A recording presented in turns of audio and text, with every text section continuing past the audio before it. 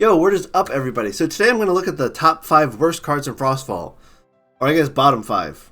Top 5, bottom 5. The worst 5 cards, I think, in the set. And this list is actually kind of difficult to make. I mean, we're talking about a lot of really well put together cards in general, especially compared to base set, where the bottom 5 just kind of suck out like a sore thumb. Granted, we also played base set for almost 2 years, so it's easy to say these cards never saw play, they're bad. So going into Frostfall, choosing the worst cards with the idea of trying to look at the worst cards also going forward, a little bit more difficult. However, I tried to isolate my thinking to, okay, what are the worst 5 cards right now in Frostfall set that are from Frostfall? So I'm not putting Flora or Ryceros in this list. They wouldn't make the bottom list anyway. However, they also don't see play, so people might have said, oh, what about those 2 cards that haven't seen play but are in the set? Not talking about those right now, and hey, they got some buffs. Bottom 5 cards in Frostfall. If you want more Elestrals content, like, subscribe, and let's jump into the top bottom 5 list. Starting with number 5, Permafrog. The 1/3 for 2 Frost. Elestrals cannot attack unless they are Frost or Fire enchanted, and during your opponent's end phase, you must either expend Frost, or during your opponent's phase, you must either expend Frost or destroy the Permafrog. Why is this card bad? That stops all attacks. So it's stopping all the attacks in roughly 1/3 of elements. So if you're playing any deck that doesn't run Frost or Fire, that stops all the attacks. It sounds pretty good. Forces an opponent to play Earthquake, you can ascend into it, into Tadflow, etc. Why is it bad? Because everyone's going to be playing Frost and Fire in Frostfall. And when I say everybody, I'm talking Chains of Prometheus, Lavalith splashing. So a lot of people have access to Fire if they're not playing a Fire core deck. As far as Frost is concerned, there'd be a lot of good Frost decks roaming around. Like, more Frost is going to probably float around. There's probably some Shiveror stuff, Cryoling decks. Like, there's a lot of good Frost decks. Now, Frost isn't as splashable as some of the other elements, but Fire is. So most decks will have access to Fire, and being that it has 3 defense, is you play it with 3 defense, and your opponent goes, cool, I'll misenchant anything with 4 attack or more, and just attack over this whoop-de-doo. Secondly, they could also just remove this with any removal card.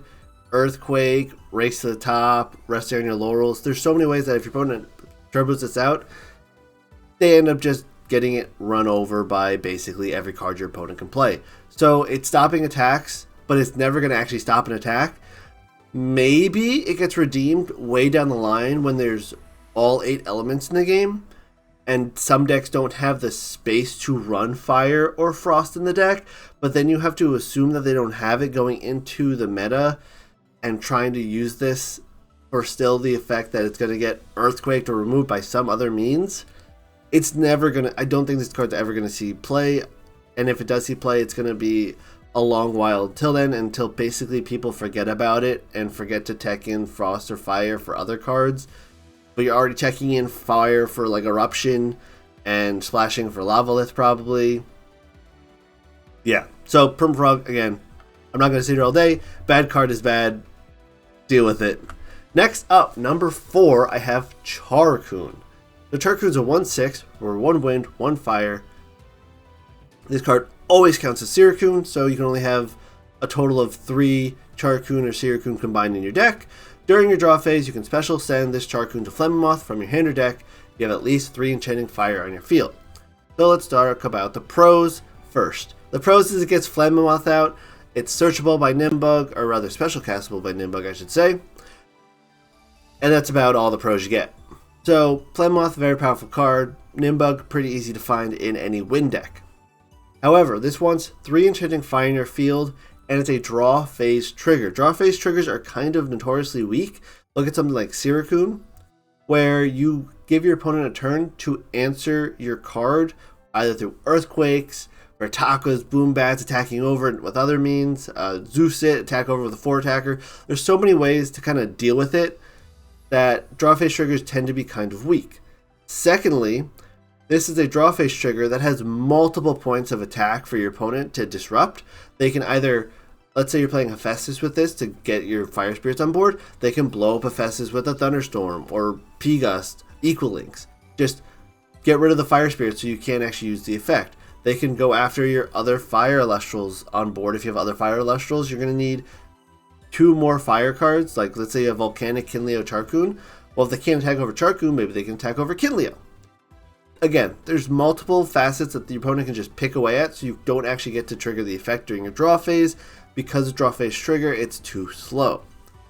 Now, if you do get to use it and get Flame Moth out, that's awesome. However, it's going to be pretty inconsistent. Again, you also need to get the board state. It's not just like Sirikun where you go turn 1 Nimbug into Sirikun. Past turn, your opponent goes, I have no Earthquakes or ways to get over it. You got Stratamoth. You can't do that with Charcoon. Charcoon is you go Nimbug into Charcoon. Now let me set up the rest of my board state and hope that you can't deal with it. It's not going to see play. There's way better ways to go for Flame Moth in so many other decks that I don't think Charcoon will ever be meta relevant unless someone's trying to play like a challenge deck. Moving on, number 3 is Coribrum, a 2/4 for 2 water. This Coribrum gets 1 defense for each face down card in your rune row. While this Coribrum is in defense position, your opponent cannot set cards. Alright, so pros first. Your opponent can't set back row or in a back row meta. That's amazing. The pros are over. Its defense never gets higher than an 8, which, sure, getting this out with 4 back row sounds amazing in turn 1. You can't really do that turn 1 unless you're going like Nog Nog, Tadpuff into Coribrum. Even then, your opponent can still Earthquake this, Boom Back, Kindling. Again, there's so many ways to remove it without back row, where then you could just go ahead and set your back row after. If you're going second, this card is useless. Your opponent goes Ash Rabbit, set 4 pass, you play Coribrum, they can change your Coribrum and PTA it out of the way or something. You know, like, it's never going to get crazy high defense, and unless you're going exactly first with a Tadpuff in hand or some other way to special cast this, it's not even relevant. I could see how it's relevant to turn 1, special casting into play. Good luck with that because you're only going first half the time. Maybe you try to put it in your sideboard as a cheeky sideboard against a control deck or something, but it's never going to see play. It's clunky, it's weird. I could see people trying to mess with it in like a side deck going going into game 2 going first, but that's about it. And unless there's a way to cheat it into play from your deck or some other like super easy way to get it out, it's like kind of stun capability to stop face downs from being set isn't relevant, especially when your opponent can set on their first turn. You play it, they can still cast their face downs. I don't think this is going to be ever relevant. Again, we're looking at bad cards. I don't want to sit here justifying why it's bad. It just is. Alright, number 2, second worst card in the set. Penguots, 5/7 for 1 Frost, 1 Thunder. During your draw phase, you can disenchant 1 Frost or Thunder from your field in order to special send this Penguot to Emperor Watt from your hand or deck. Pros first, right? Been going pros first the whole time.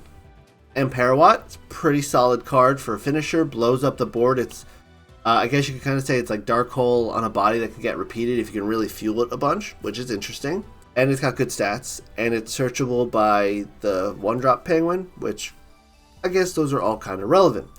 However, the cons basically outweigh a lot of the pros. First off, it's a draw phase bridge. We already mentioned draw phase bridges with Charcoon. And this is another draw phase bridge that has multiple outlets where your opponent can kind of pick at it. If you play it with Kione in play, they can blow up Kione or Penguot. You play it with another Elestral, they can target the Elestral. If you play with another Elestral and you don't have a bunch of other spirits on board, well then you're disenchanted from that Elestral to get an Emperor Watt, which without the extra spirits on board is just a vanilla beater at 3 cost.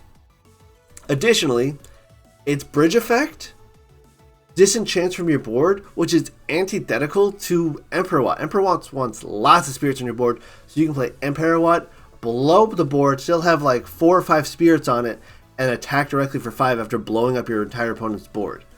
This disenchants away from cards, meaning you might not be able to get to the 6 you need to disenchant 3 and blow up with Emperor Watt, and still keep it in play. So it's really just this awkward bridge. Now, I get it searchable, but it doesn't do what the kind of Penguin line wants to do, which is get lots of spirits on board. And it's a draw phase trigger that you can disrupt in multiple ways. So again, just like Charcoon, I don't see it being that good. At least with Charcoon, if it does trigger, you get a Flame Moth, which is always going to be relevant. And Parawatt, you get it out if you don't have the correct spirits on board. You're not going to do anything with it besides just sit it on board. Your opponent can still Gorgons it, stuff like that. There's just so many ways to deal with that Parawatt as compared to like Flame Moth. That Penguot I don't see seeing play even in any kind of Penguin deck. It's just Cool, it's searchable. I don't see it seeing play ever. It just doesn't work as a bridge. And then lastly, number 1, the worst card in the set. I know I'm going to get flack for this choice, but I legitimately think this card will not see a single point of play in this set, because everything that you can do with this card, you can do with a Nectar of the Gods easier. And that's Smokey. So there's currently only 3 ways off the top of my head I can think of that you can special summon Smokey into play. That is through its Ascension Cap Perfume. Fair enough. That's actually pretty good. However, the other ways are Rise from the Ashes and Exalt Flare. In all those cases, what you're doing is basically you could just do Nog, generally easier. Now with Cap Perfume, you can special summon this into play with Cap Perfume, draw 2 cards for effectively 1 fire and 1 fire off Cap Perfume. So that's a 2 cost draw 2. Okay, that's Nectar of the Gods. Rise from the Ashes is 3 costs, Rising is Smokey, but you also have to get Smokey in your Underworld first. So what are you doing? Like Comagma, turn 1, drop Smokey, and then playing Rise from the Ashes?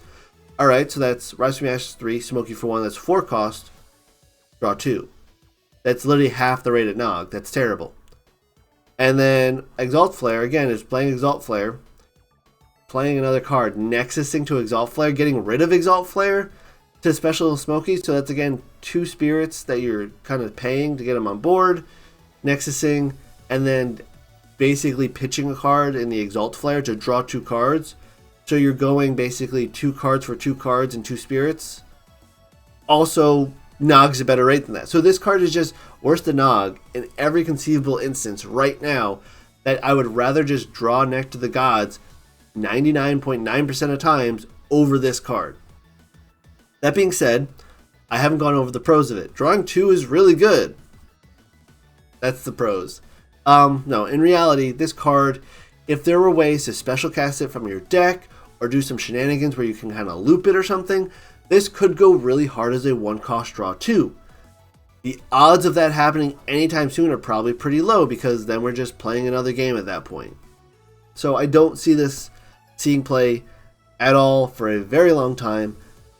And when it does see play, if it does see play, the moment this card sees play, it's probably going to get banned, because that means it just broke something and like drew an entire deck or something in turn 1, or does something weird, loopy, that just draws you way too many cards on an advantage engine. So until that happens, Smokey is not going to see play, and when it does happen, it's probably going to get banned. So I just think this is probably the worst card in Frostfall. Even though it has a really cool, strong looking effect, there's no way to on-rate trigger this that isn't just play Nog instead, in my opinion. I guess it's searchable too by Small Tuga. Whoop-de-doo! I don't think that's even close to making it relevant. So yeah, Smokey I don't think is very good. I think it's, as I said, probably the worst card in the set. And with that, I will leave you there. That's the end of my video. These are my worst 5 cards in Frostfall. These cards are not going to see any competitive play whatsoever in the set. I promise you. If someone tries to make Cap Perfume Smokey work, more power to you. I'd rather just play something that has stats and a Nectar of the Gods. So, yep, that's the end of the video. Have a great one. Like and subscribe again, and I'll see you guys in the next video.